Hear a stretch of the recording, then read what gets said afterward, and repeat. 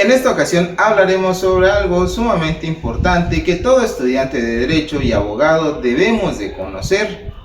porque abarca diversas materias de Derecho. Nos referimos a la teoría del riesgo en medidas cautelares.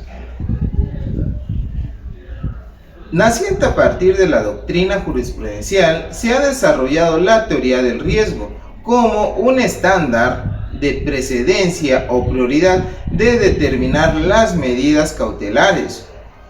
La teoría del riesgo se refiere a que basta con que exista una situación de riesgo que comprometa los bienes y derechos de los integrantes del grupo familiar o la víctima, sin que sea necesario que se actualice un daño para dictar una medida urgente de protección. Para entenderlo mejor, nos allegamos a lo manifestado por la Suprema Corte de Justicia, donde ha definido el riesgo como la posibilidad de que un daño probable ocurra en el futuro, y para demostrar tal posibilidad tratándose de medidas cautelares, bastará con que la persona juzgadora advierta, además del dicho de la persona que alega la agresión, la existencia de indicios leves sobre dicha situación.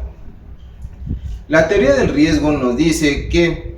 para imponer una medida cautelar debe de existir la probabilidad que a futuro ocurra algún hecho de violencia o que afecten los derechos de quien la solicita. No es necesario que se realice un daño o un hecho de violencia, sino que exista la probabilidad con el fin precisamente de poder evitar cualquier hecho de esa índole. Entonces, la teoría del riesgo se traduce en que no se requiere que la circunstancia a ponderar, a dirimir dentro de un juicio, genere un daño en el grupo familiar o la víctima involucrada, sino que basta con que la misma aumente el riesgo de que sus bienes o derechos se vean afectados o aumenten las posibilidades de que ocurra un evento que los dañe, es decir, que se corre el riesgo que por el proceso jurídico que se está llevando exista la probabilidad que los bienes, derechos o integridad del actor o la víctima se van afectados directamente en caso de advertir un peligro inminente en su esfera de derechos o en su integridad durante el trámite del proceso. Sospecha de un riesgo de acuerdo con los elementos aportados al juicio y bajo la valoración a priori, por lo que se deberá ordenar las medidas judiciales provisionales que resulten apropiadas para prevenir un daño. Si hablamos en el ámbito internacional de derechos humanos, se refiere a la necesidad de medidas de prevención, en el que se considera que pueden dictarse medidas de urgencia para evitar situaciones en las que se pusiera en riesgo la salud e integridad física o mental de quienes hayan sido víctimas de daño físico, psíquico o un daño de su integridad sexual, amenaza, agravio, ofensa o de cualquier otra forma de agresión por parte de un miembro de su grupo familiar. Al unísono, la UNICEF manifestó que la protección y la seguridad de las víctimas debería constituir el objetivo primordial de todo sistema jurídico, por lo que es importante que se adopten medidas protectivas para que las víctimas no se vean abandonadas e indefensas, corriendo el riesgo de sufrir nuevas violencias. Volviendo a nuestro marco nacional, la Suprema Corte de Justicia de la Nación determinó que la celeridad, la prontitud o rapidez en la emisión de las medidas se justifica de manera excepcional cuando se encuentra en riesgo la integridad física, psicológica, la libertad o seguridad de las víctimas, justificando en la evidencia de la situación de riesgo en la que se encontraban. El otorgamiento de estas medidas cautelar o de esta medida cautelar en la sentencia definitiva puede resultar una apreciación distinta de la que justificó tomar las medidas cautelares o preventivas, pues estas medidas cautelares o preventivas tienen como único objetivo prevenir una posible afectación, por lo que el análisis de riesgo recae por la simple probabilidad sin más estudio, como decíamos. En cambio, para resolver el fondo de la controversia, las personas juzgadoras deberán apegarse a un escrutinio reforzado, ya con todo lo aportado y dicho durante el procedimiento, para verificar la existencia de un riesgo probable y fundado.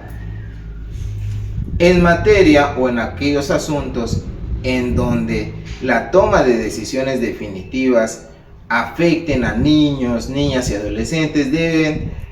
basarse en un riesgo probable y fundado que atienda a un escrutinio reforzado y que observen los siguientes elementos. Primero, referente al interés superior de la niñez, se debe de proteger los derechos en posible riesgo hasta en tanto se resuelva la controversia sobre el fondo, así como asegurar el efecto útil de la eventual decisión que se adopte. Segundo,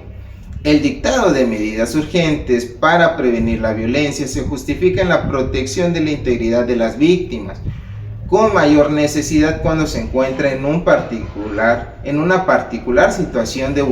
vulnerabilidad ante sus agresores, como ocurre con los niños, niñas y adolescentes. Tercero,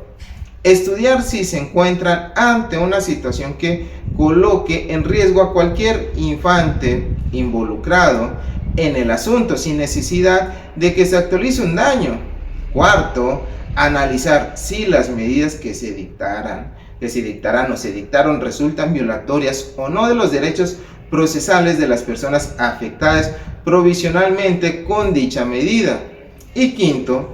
examinar si las pruebas que se tienen al momento de la solicitud de la medida son suficientes para corroborar la existencia de indicios leves que justifiquen la medida preventiva. En materia penal, las medidas cautelares se encuentran reguladas en el artículo 153 del Código Nacional de Procedimientos Penales.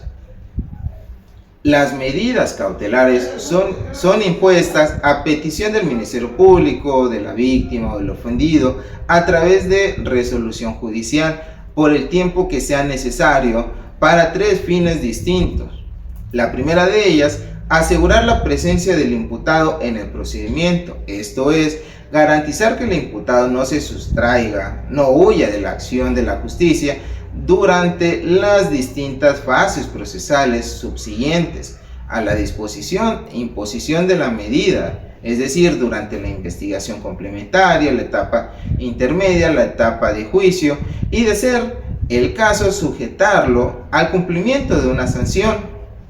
La segunda, garantizar la seguridad de la víctima u ofendido o del testigo, lo que se refiere a anular o evitar cualquier agresión que el imputado hiciera en su contra. Y tercero, evitar la obstaculización del procedimiento por parte del imputado, por lo que se deberá demostrar que es posible atribuirle a este el entorpecimiento del desarrollo del procedimiento.